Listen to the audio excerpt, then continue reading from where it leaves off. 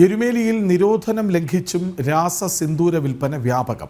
നിരോധിച്ച രാസനിർമ്മിത സിന്ദൂരത്തിന് പകരം ജൈവ സിന്ദൂരം പേട്ടതുള്ളലിന് ഉപയോഗിക്കണമെന്ന നിർദ്ദേശം നടപ്പാകുന്നില്ല. ഗുരുതര ആരോഗ്യ പ്രശ്നങ്ങൾ സൃഷ്ടിച്ചേക്കാവുന്ന രാസസിന്ദൂരമാണ് അയ്യപ്പന്മാർ പേട്ടതുള്ളലിൽ ഉപയോഗിക്കേണ്ടി വരുന്നത്.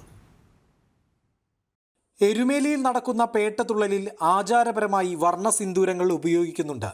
പക്ഷേ വർണ്ണങ്ങൾ ഒന്നുമത്ര സുന്ദരമല്ല. പേട്ടതുള്ളലിന്റെ ആവേശത്തിൽ അയ്യപ്പന്മാർ വാരി അണിയുന്നതെല്ലാം രാസനിർമ്മിത സിന്ദൂരങ്ങളാണ്. ഗുരുതരമായ ആരോഗ്യ പ്രശ്നങ്ങൾ സൃഷ്ടിച്ചേക്കാവുന്ന പൊടികൾ. 2017 ഹൈക്കോടതി ഇടപെടലിനെ തുടർന്ന് പേട്ടതുള്ളലിൽ രാസസിന്ദൂരങ്ങൾ നിയന്ത്രിച്ചത്. ദേവസ്വം ബോർഡ് പുറത്തിറക്കിയ ടെൻഡർ നിബന്ധനകളിൽ രാസസിന്ദൂരം ഉപയോഗിക്കരുതെന്നും ഉപയോഗിച്ചാൽ പിഴ ഈടാക്കുമെന്നും കർശനമായി നിർദ്ദേശിക്കുന്നുണ്ട്. പഞ്ചായത്തിന്റെ നിർദ്ദേശങ്ങളിലും ഇക്കാര്യം ആവർത്തിക്കുന്നു.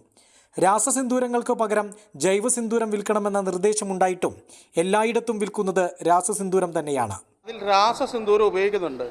അത് ഇവിടുത്തെ നിയമസഭാ പരിസ്ഥിതി കമ്മിറ്റി അത് പരിശോധനയ്ക്കെടുത്ത് അതിനകത്ത് ഗുരുതരമായിട്ടുള്ള രീതിയിലുള്ള രാസവസ്തുക്കൾ, ലെഡ് അടക്കമുള്ള ലോഹങ്ങൾ അടങ്ങിയിട്ടുണ്ടെന്ന് കണ്ട് ബഹുമാനപ്പെട്ട ഹൈക്കോടതി അത് നിരോധിച്ചിട്ടുള്ളതാണ്.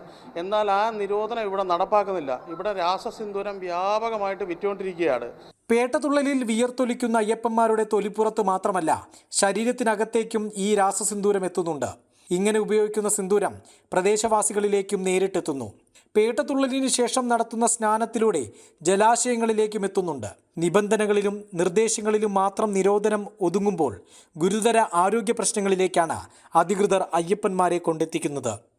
ജനം, എരുമേലി.